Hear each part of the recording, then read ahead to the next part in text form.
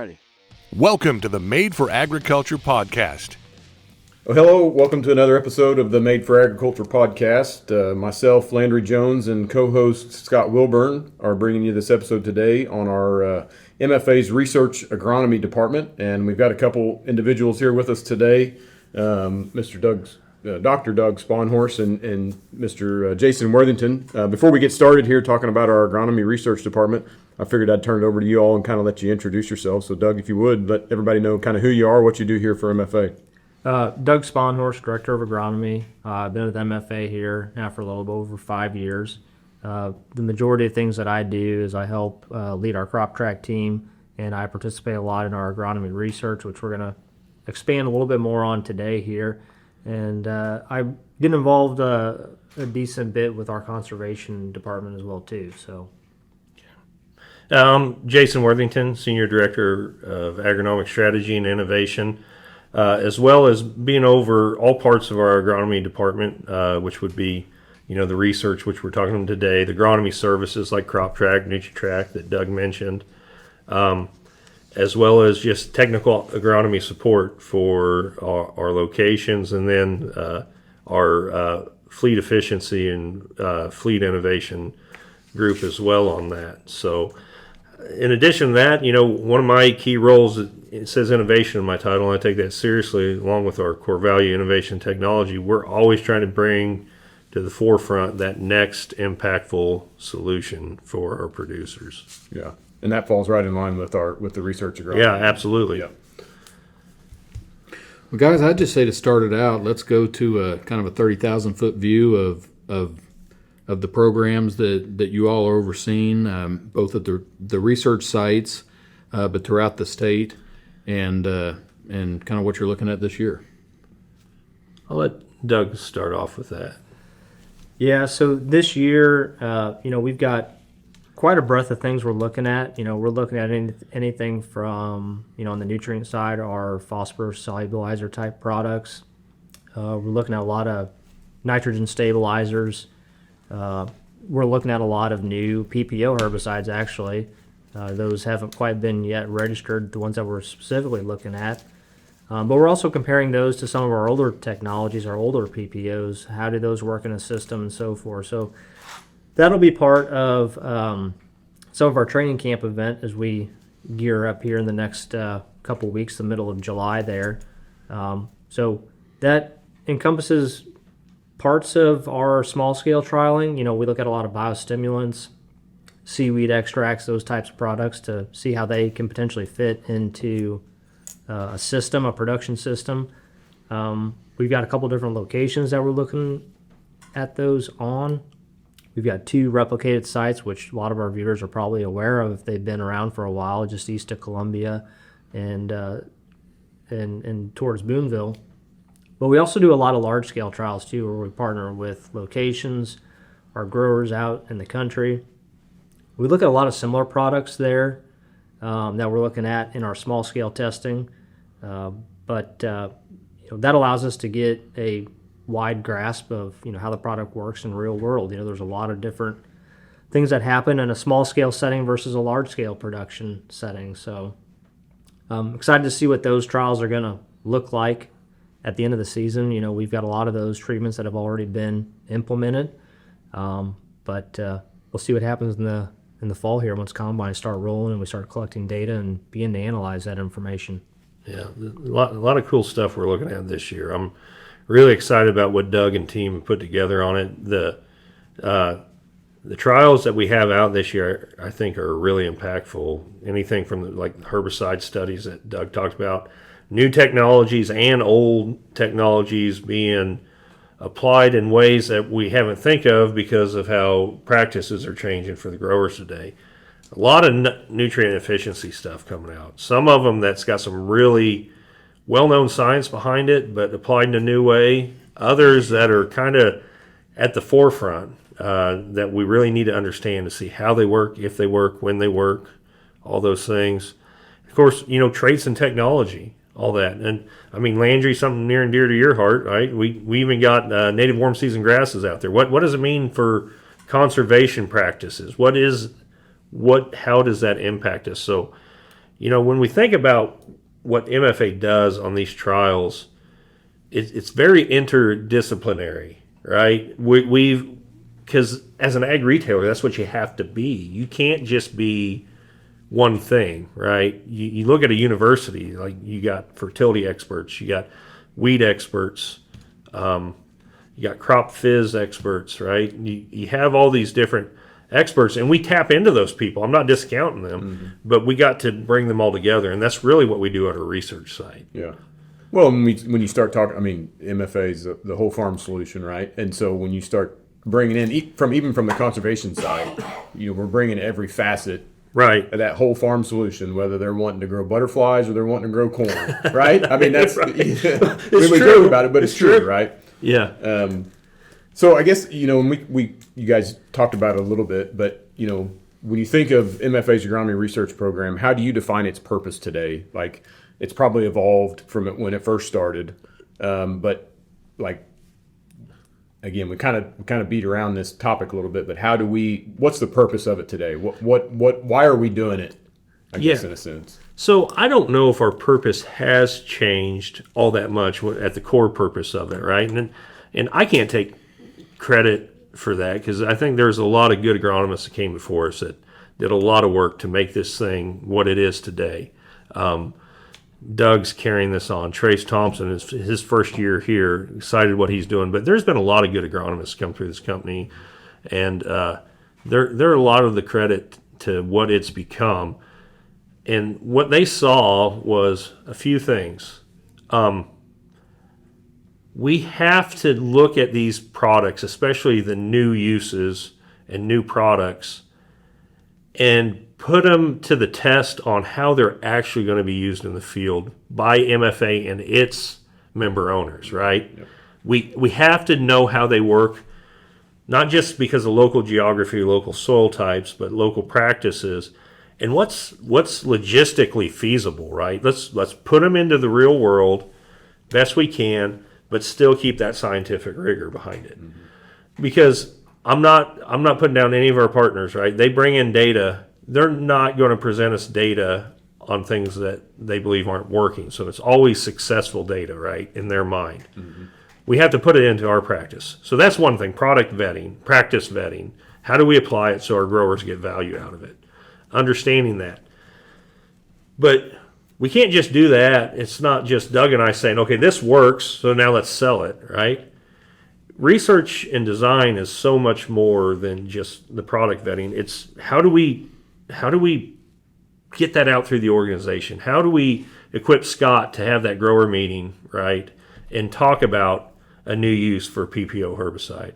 How do we get Landry the information he needs to know about how the native warm season grasses are impacting soil structure and limiting erosion and doing all those good things for our producers? How do we educate our staff, right, on these new things? And how do we be first to it, right? How are we, if not first, how are we early?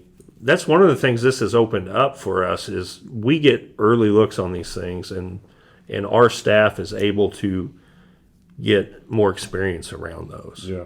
Well, not only early, but I mean, there's a lot of validity behind what comes out of these research trials that we do, because it takes several years, and we'll probably get into this a little more on the conversation, but it takes several years for us to test a product before we really bring it to the quote-unquote shelves of MFA to offer to our customers.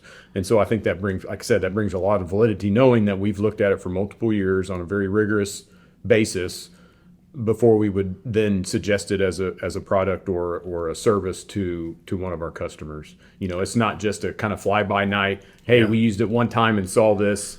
We're looking at it multiple years in a row before we really have the faith behind it to bring it to our customers, because we're going to recommend a product. Too much is at stake to do it any other way, in my opinion. Too much is at stake. MFA's reputation is at stake. Our producers' livelihood is at stake when we recommend products. So we got to know that we're bringing things that add value to that producer when we do it. One thing I would just add to something that Jason, you said that kind of made me think about it, but our partners always bring data, right?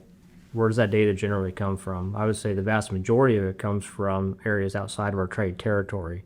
So Illinois, Nebraska, Iowa, Illinois, and so forth. So, with having very few significant data points from Missouri, it's an opportunity where we really need to take a look at it, like what you said, our reputation's at stake, to see what works, how it works, and how it fits into the system. So taking that a little farther, I mean, Missouri's pretty diverse itself. You mentioned the two main sites. Talk a little bit about the diversity even between those sites. They're only 40 minutes apart, but kind of night and day. And then also the trials that we have throughout the state. Yeah, so kind of on those sites, Scott, one of them is pretty close, near and dear to you as far as the environment and so forth, right? It's clay pan. It's where the prairie used to be. So it's a very poorly drained area. We're typically growing 180 to 225 bushel corn on a good year.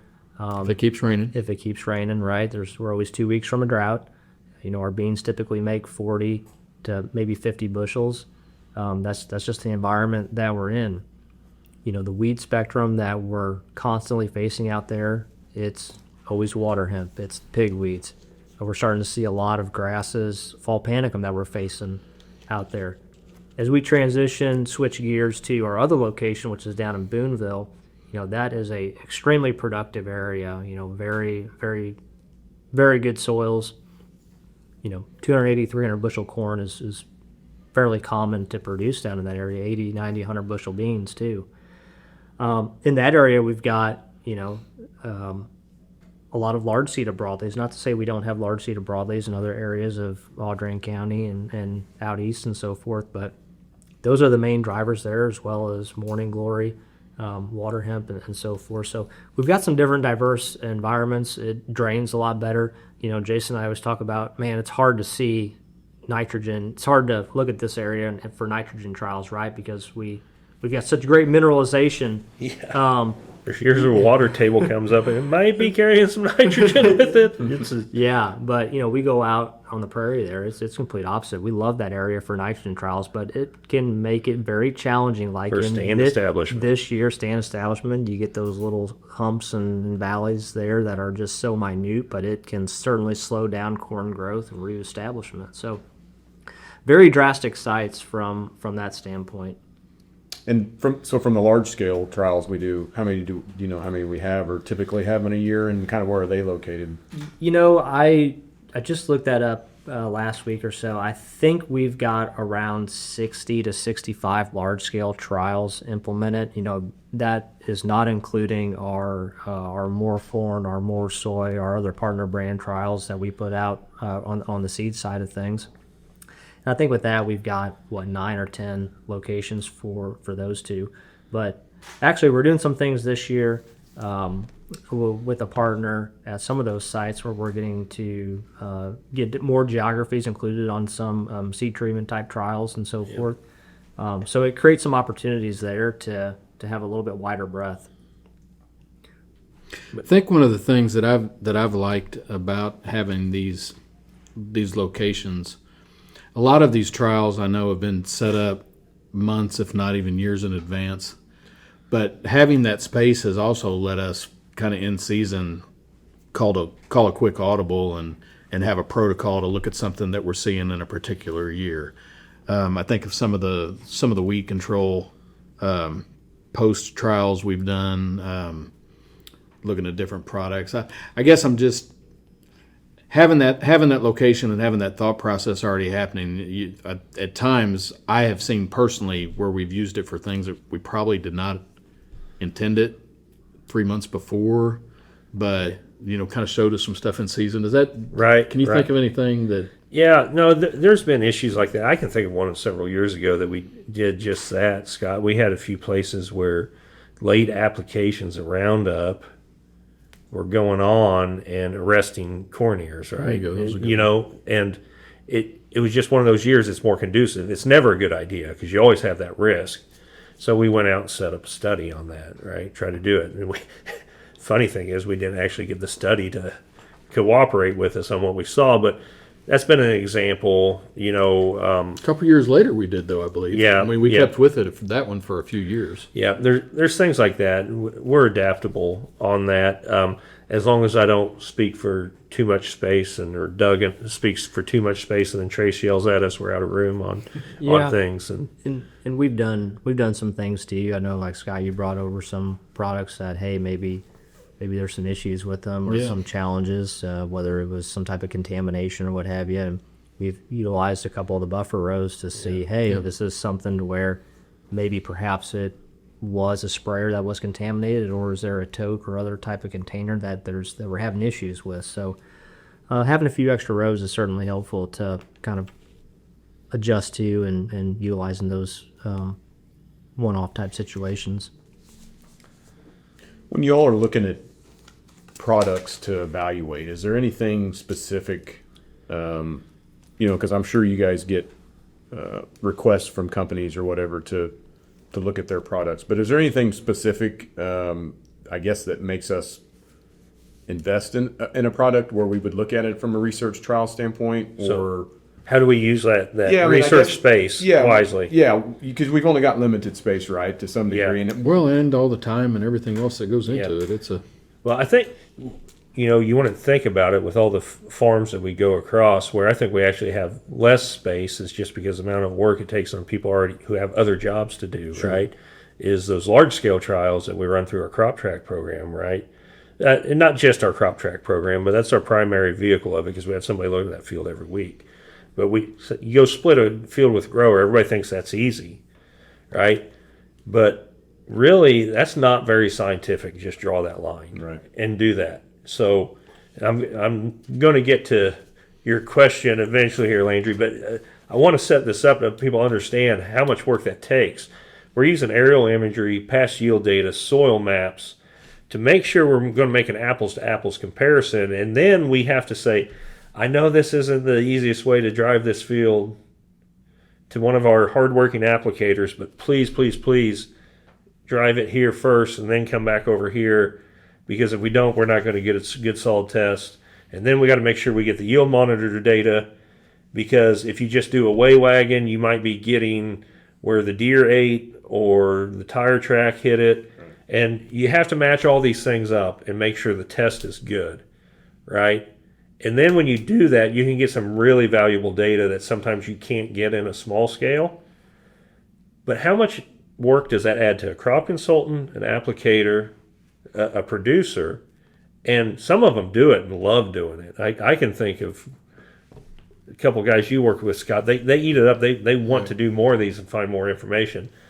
But that makes it really hard. So we got to use that judicious. How do we decide which products we use? I think there's a couple things. Would it actually provide that much benefit to our producer and grower? And that's not just a question for Doug and I. That's for our crop protection team, our fertilizer team, for most certainly our retail team. Try to get input. Does this make sense? Mm-hmm. Would growers get value from this? So I think that's first and foremost before even some of the science.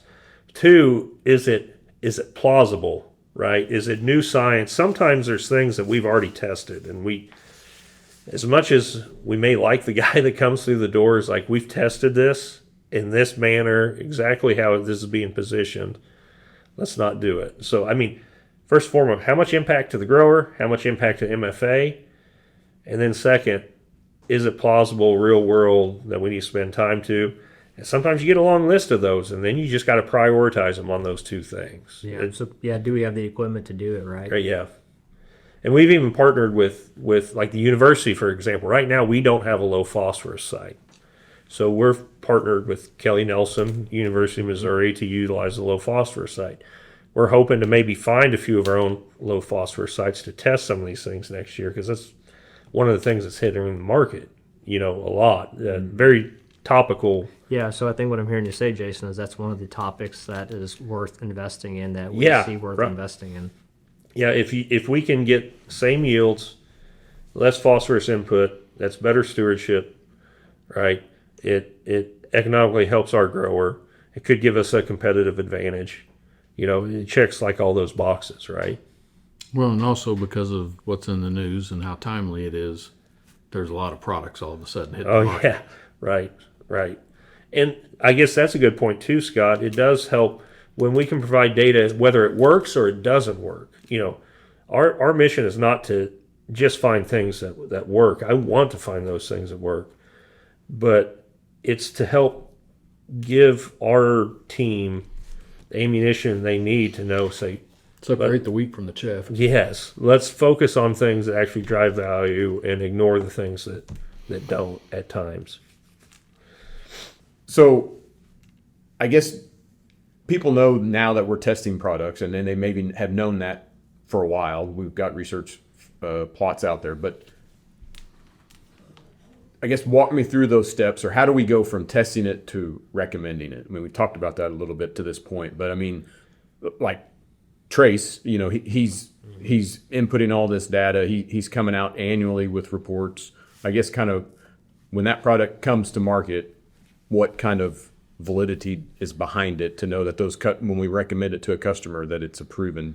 Yeah, no, I think setting up the right standards, the right checks for those types of trials are really important.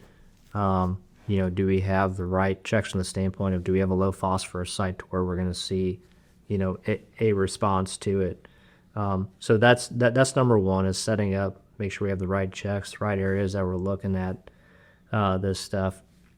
The next thing is, it takes a couple of years to get good, repeatable data. If we can get that across multiple locations, that helps expedite that understanding. But our data is not the only thing that we look at. We do put value in our partners like MU. Kelly Nelson, as an example, on a lot of the fertility type trials that he's worked on, we incorporate that stuff into the things that we look at as far as making that next step, the next recommendation to whether perhaps we bring this into our locations. But on that too, in my mind, it's looking at the product, but it's also the partner, right? Yeah. How does the partner fit in that? It has to be an agronomic fit. It has to be a solution to some type of issue.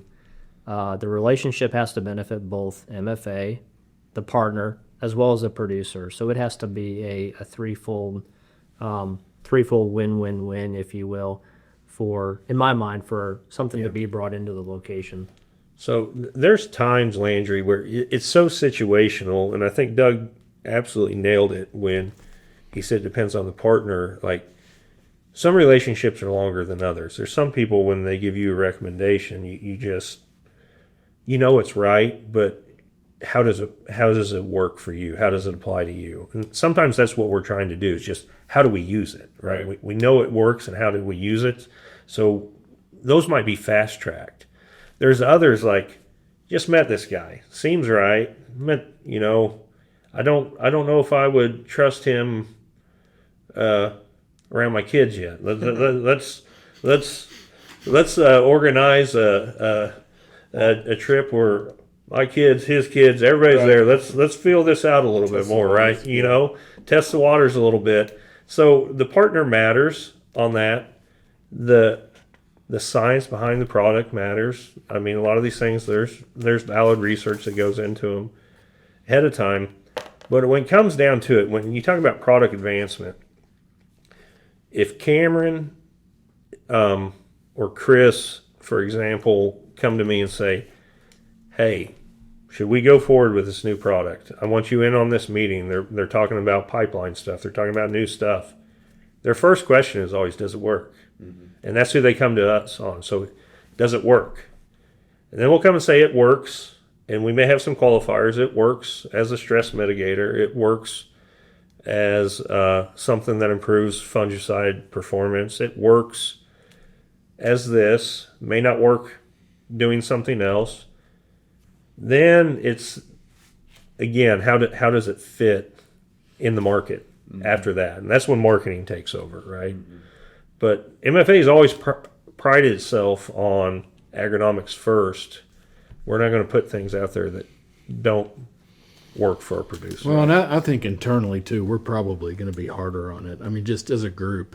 If we see something that has benefit or it really pops out, then we really start tearing it apart. Okay, wait, how was this done? Where was it done? How many years? And I mean, I know I'm like that, but I don't think I'm alone. I think once it's made it through all the official, and then even the just, everybody wants to be sure. Right. Well, and that's kind of where my question was based on. I maybe didn't ask it in the most appropriate or the most concise way, but my point was, when we look at a product, it's been looked at for a long time, and we've got a lot of data behind it, and we know from a staff standpoint, when we recommend it to a customer or somebody, there's a foundation there that we can bank, we can put money on, so to speak. So because with everybody's work that goes into it and all the, I mean, like if we could show a map of what the trial plots look like out there and the different trials that go on, I mean, it's pretty crazy down to the smallest level what we're looking at and how precise we are and how specific and research driven it is to then do that for multiple years to then recommend a product. And this makes it hard, and I'm not going to sugarcoat this part. Like, that has worked against us in the past too. Like, I'm thinking about right now, Doug mentioned the biologicals. I think Scott might have mentioned before. We're putting a lot of testing in biologicals because we looked at those with such a critical eye that we didn't always understand what the market was asking for. We were looking for yield gains like we saw with Trend B when we were testing it with fungicides. I mean, we were seeing 10 bushels stacked on top of our fungicide applications when we were testing Trend B. That's where, when we formulated those products and looked at them, that's where they're going through, right? We weren't seeing those big gains where we saw these clear-cut statistical differences. Well, we did see it, and we did see them every once in a while, but not consistent enough, right? And we saw some plant growth changes, but it wasn't always adding yield. Guys, that security in some of those biologicals is enough for some people. There's like, I don't want to risk it in those bad years where it might mitigate that stress. They're doing that. So we're looking at them differently this year. I mean, we're doing things instead of just relying straight on yield data. We're setting up game cameras to get, stop motion images, daily images that we can progress. Those time-lapse images, I guess is what I'm trying to say. Physical notes. Which one of those are working, and what do they work in combination with? We were very thorough, but we also got to remember we got to be innovative at the same time too. Well, and I guess that'll kind of transition to my next question. What are there specific projects or products or markets that we're currently looking at this year that you guys are excited? I mean, you mentioned biologicals and looking at them from a little different perspective, but I mean, is there anything else out there that that we're looking at that might be kind of new and exciting? So I'll talk about a couple, and then I'm not going to steal the weed scientist's thunder on a couple more because I think he'll bring those up. But the things I'm most excited about this year are some new looks at nitrogen stabilization. And when we think about nitrogen stabilization, we always think about anhydrous, and then we think about urea. We think about below ground protection, above ground protection. What other fertilizers do we have nitrogen in? Our DAP has nitrogen. Our MAP, our Croplex that we put out has nitrogen. Ammonium sulfate has nitrogen in it. All ammoniacal nitrogen. It theoretically can be protected. Well, we're looking at a lot of studies where we can do that very thing this year. Visually, we're starting to see some results. It's a little too early to say what my conclusions are from that, but the science looks sound, everything looks sound. It's just how much can we push them before we say what can we do on that. I think it's going to be impactful, what we see on some of the nitrogen management there. The biologicals, there's so many. The thing I've learned about just diving deep into biologicals this year is they're so prescriptive, and there's so many different things you can do with them. Mitigating stress, but that's not even prescriptive enough. Is it herbicide stress? Is it cold weather stress? Is it drought stress? Or is it too much moisture stress? Yeah. Is it a biological that impacts the performance on the weeds? Right, Doug? We've seen some things visually out there even on that. So those would be the two that I'm most excited about. But I don't know. We got 40 acres full of stuff that looks really, really cool this year. Yeah, no, that nitrogen one's gonna be really cool, especially at East Columbia with the loss that we have in the nitrification. Wet weather on a clay pan soil makes for really good nitrogen studies. Let's get a lot of pictures this year. So Yeah. No, that You all are smiling, and that's what like stressed me out for 20 years. Yeah, I don't smile about it for when I go out and actually on a grower's field. Yeah, it doesn't make you smile. Yeah, top dress rigs were a game changer because prior to that, I mean, when you had to make the call at, 18, 24-inch tall corn, and before you had to get a plane in, so. Yeah, good point. I'm not trying to minimize the concerns it's causing in the country. You're triggering me. Just seeing the new technologies come out, I think that's what we're most excited about and how we can help growers with that. And I think there's going to be some good solutions coming up in the future. But no, the one, of course, being a weed geek, if you will, the ones that I'm excited about, again, are the new PPOs that they're not commercially available yet. We were able to get some sneak peeks on them. So those I'm really looking forward to. Seeing what kind of blends we can use with those that add some soil residual activity, because we can't go away from soil residual herbicides. Those are going to be crucial going forward to it. But ones that have additional knockdown, additional activity there. But one of the trials that I've been spending a good bit of time on, and actually before we came in here today, I was just out there looking around, doing a few emergence counts and trying to count number of plants that had some injury from some of the applications that we made, are those soil applied PPOs, specifically those Valors, those sulfentrazones. Old technology. Old technologies that still have a really good fit and are still, highly effective. And so one of the questions that we had with that is, how far ahead of the planter can you go with some of these soil residual herbicides, specifically the Group 14s, the ones that I just mentioned, as well as some of the Group 15s, which we use quite a bit of in season because of their flexibility. So how far ahead of the planter can we go? We know we're always in a compressed planting window, right? As soon as growers get things planted, they're calling the sprayers, and weather and all the other stuff holds us back, right? Wind, it's been another extremely windy year. So as we look at that, we're seeing a lot of good reduction in water hemp polymer stands that we have out there. So there's some things I think, again, that are going to be really promising. I think we need to really think about that in our management practices going forward. Maybe we need to start spraying in the middle of March or early March to get those guys that want to plant early beans. Those guys that want to plant beans come April 1st or March 15th, right? And a lot of times they want to do that, right, Doug? Because they're like, well, what if I don't get my beans in?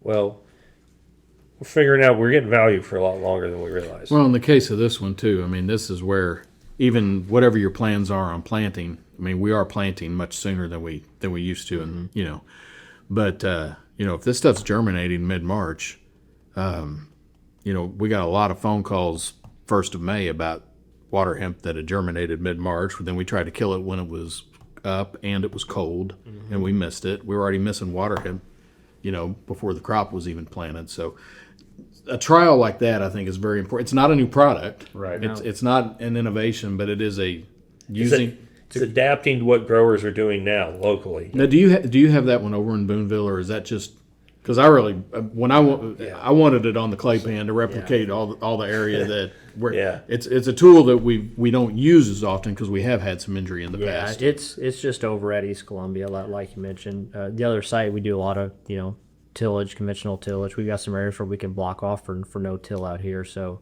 again, it goes back to the flexibility. Well, if you all want to pivot back to products, don't let me take us off too far. But I was going to have you just cover some of the other techniques. But go ahead, Jason. One thing, talking about things that we're excited about, I want to make sure we're clear that this agronomic research is just not corn and soybeans, right?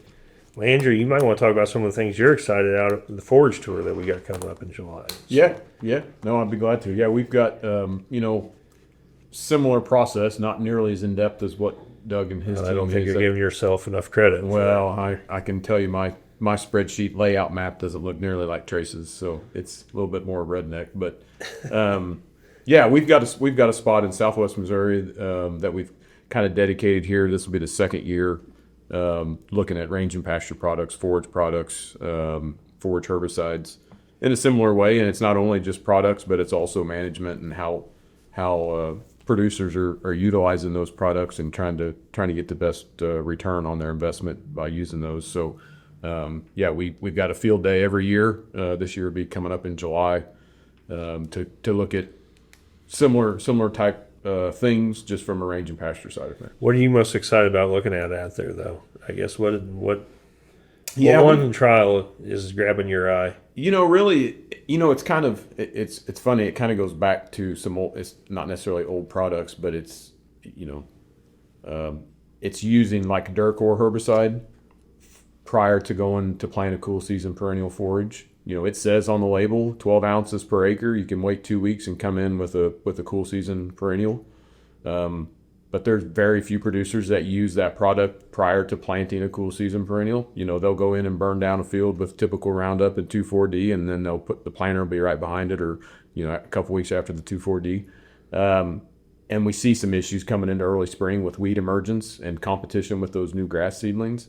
And at that point, we, as a producer and as a retailer, we kind of got our hands tied on what we can apply to control those weeds when those grass seedlings are so small. So using that Duracor the fall prior, there is a direct line from weeds to no weeds where we use that Duracor application in the fall, which kind of goes back to what you guys were talking about by just a different timing of a product that a lot of folks are already using, but just using it maybe in a little bit better way. So that's kind of really that's interesting out there. We've got some other things. We've got some Nova Graze trials going on. New product that kind of to the market here the last couple of years that will help control weeds and still keep white clovers and lespedezas around in the pastures and hay fields and some other things. But yeah, I'm kind of excited to have a dedicated spot that we can look at year in and year out products kind of over a more longer term aspect versus just moving around the state with this forage tour and not really kind of getting down to the nuts and bolts of some of these things. Enough about me. But I do want to kind of go back, something again that Jason mentioned that kind of made me think, or maybe it was Scott, a lot of our applicators, we rely on those folks to help us get these things out. But, I think there's a lot of value in our grower cooperators. All the way around. We get a lot of different scenarios by implementing the different types of equipment they have, the different manufacturers, the different nozzles, the different fan speeds, the different environments, whether it be high humidity, low humidity. So I think there's a lot of value in getting all those different microclimates as well too, to see how these products work and then perhaps maybe why we see some of these differences between them. So I just wanted to mention I think there's a lot of value from having those folks, and the involvement that they have in it is crucial to seeing all aspects of that full picture.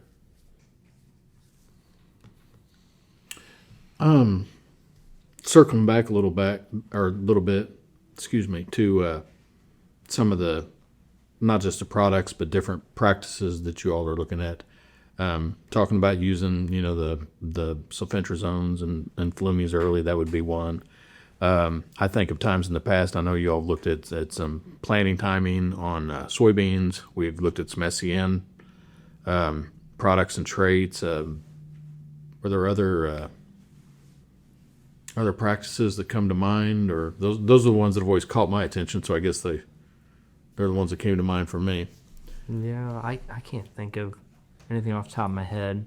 Obviously we do a lot of variety testing in there as well, and with our replicated plots. But yeah, the traits and technologies.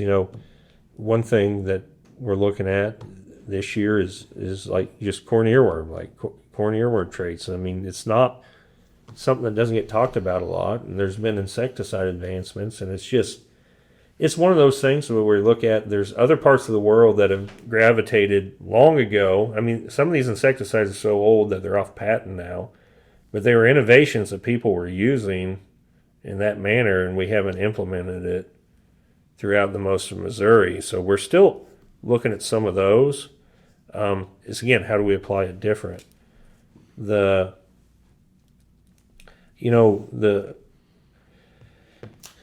outside of the fertility, the traits, the practices, the timings are huge. And I mean, I think going back to when we first started using homogeneous fertilizer blends like Croplex now, they had the sulfur and zinc right in the data. I mean, there's a lot of education that was done on those things. I don't know if I'm answering your question, Scott, or not, but these are some of the things that come to my mind. Well, and I guess I'm throwing it out there as much as anything that if anybody's listening to this and has ideas too of like, hey, I've wanted to, I've kind of trialed this a little bit on my own place, but I'd like to throw it out maybe to, let it be structured. I mean, guys are very on the farm. People have almost everyone has some level of trial going on. Yeah. If nothing else, they're throwing a few different varieties out there.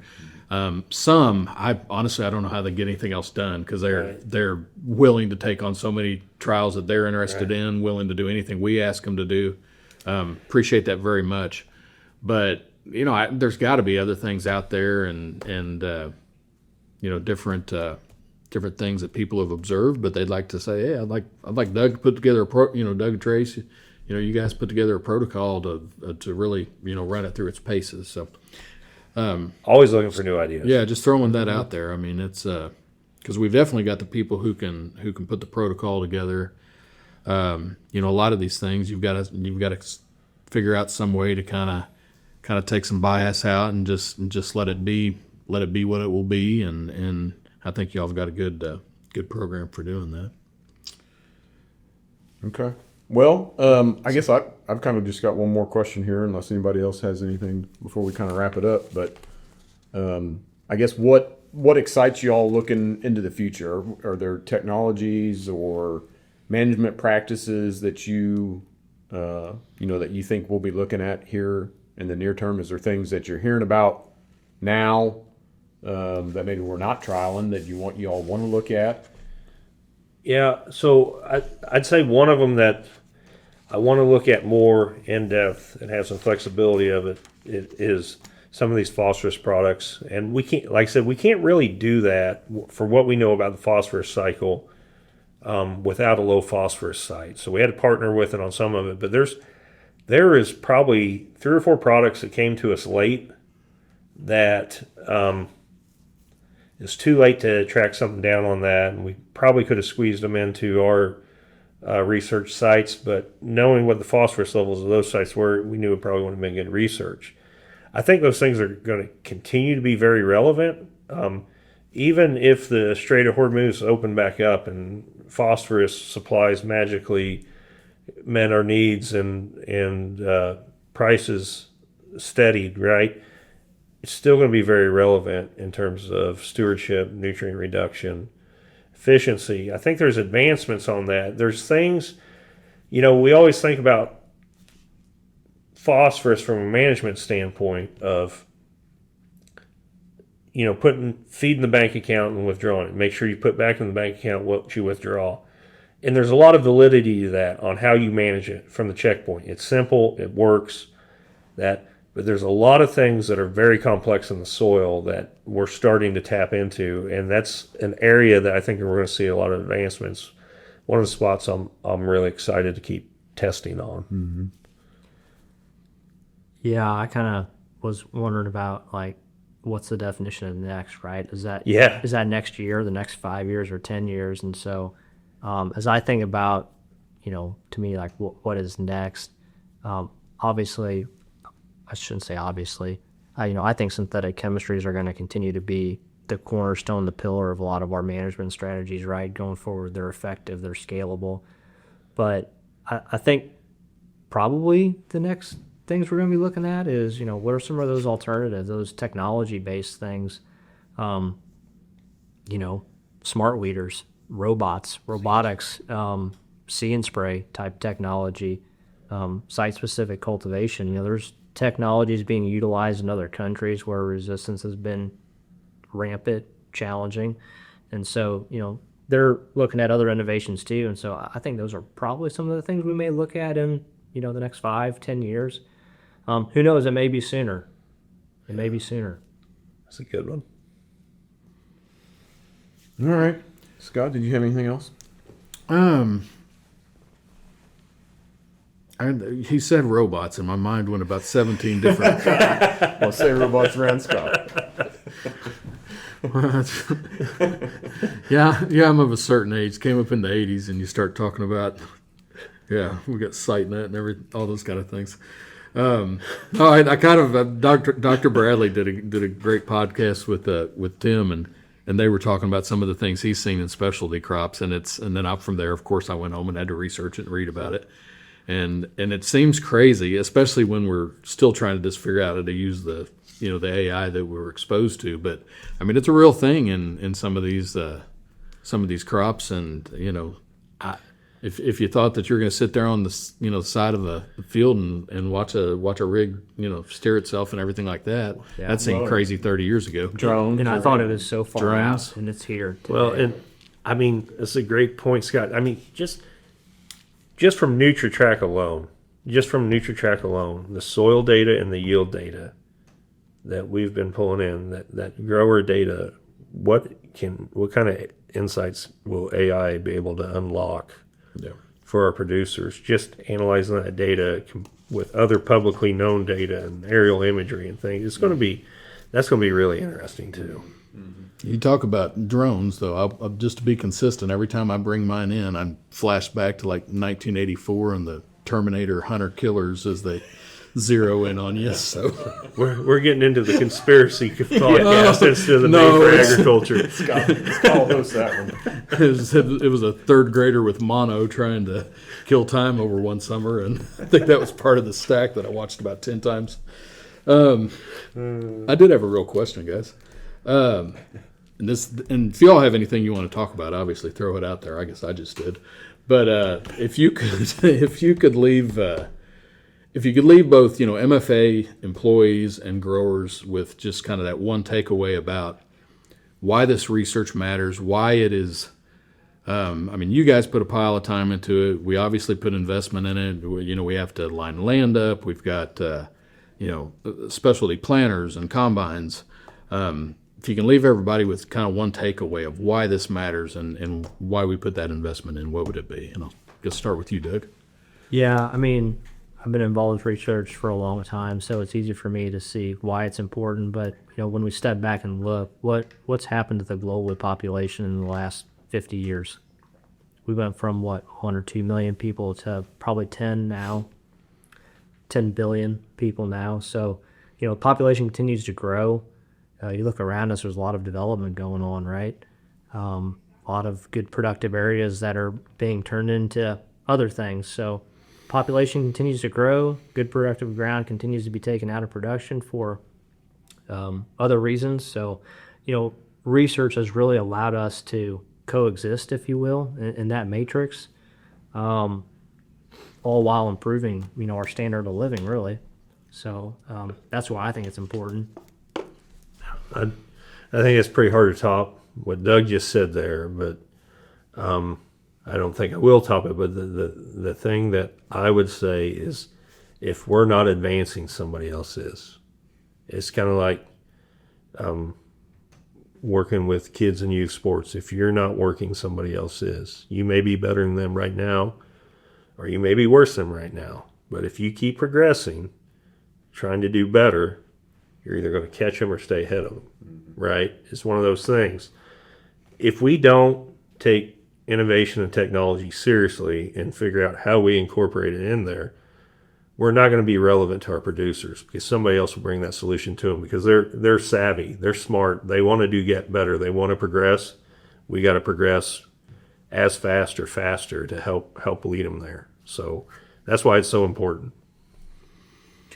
Well, I think everybody said it in one way or the other through this, but just, I guess, one last time, I just want to thank everybody that's helped us with these over the years. Some of them have been formal, like what we're talking about. Yeah, some of them have been kind of ad hoc, but we've got some really good producers, and we've got some really good employees throughout the state that sometimes this is something that's not even technically their thing. They just got a knack for following through and getting it done. And when we find those folks, whether it's producers or our employees, we tend to go to the same well over and over. But there's a reason for that. So really do appreciate everybody. And unless you all have something else to add, I'll say, Landry, shut us down. All right. Well, I appreciate it. Thanks for Doug and Jason joining us today. I know you all are busy, especially this time of year, and appreciate you helping put this together. And it was a lot of real good information, and I appreciate everyone. Thank you for listening to Made for Agriculture, we'll catch you on the next brought to you episode. by Thank you. MFA, your whole you, farm guys. solution.